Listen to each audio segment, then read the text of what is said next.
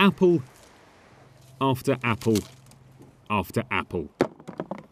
The core ingredients in thousands of gallons of cider. But this tipple is a bit different, as it's made right here in Norwich, in a corner of White House Farm. And Paul Cork's hoping his next batch will be ready in April, so he needs all the help he can get. In spring next year, he wants to sell his first full lot of Raider Cider, but today's harvest is a clear measure of how far he's come from when he began back in 2012. Started like 4 years ago, one apple tree in the garden, wife cutting apples up with an old Norfolk recipe which was given to my father-in-law, which seemed to be the winner. This has gone from strength to strength. 4 years on, I've now got 3 acres of orchard and working my fingers to the bone with colleagues here and producing a Norfolk cider, very good cider.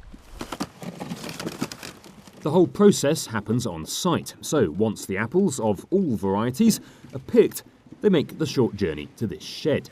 Here they're checked and mashed into a pulp. Then, on a custom-made press, they're squashed and the juice is collected before being stored for the natural fermentation process to take place.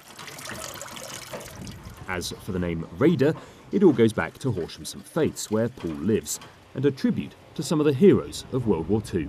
Talking to one of the old chaps, he said they used to call the Americans, used to be at the base in 1944, he said this call them the Norfolk Raiders. That'd be a great name for this cider. Some of the chaps used to come down from the actual airfield, drink in the pubs in Horsham St Faith's and never come back. And sometimes I think, you know, that was their last drink they had in the village. Went to Germany, never did come back. So it's just sort of like a little bit for them, really. A few pubs and beer festivals have already sold Raider Ciders.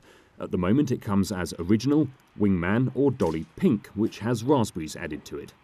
For now though, priority number 1 is the harvest. Then there's just the 6 months of keeping an eye on these vats before Paul and his team can taste the fruits of their labours. Mark Summers, Mustard TV, Norwich.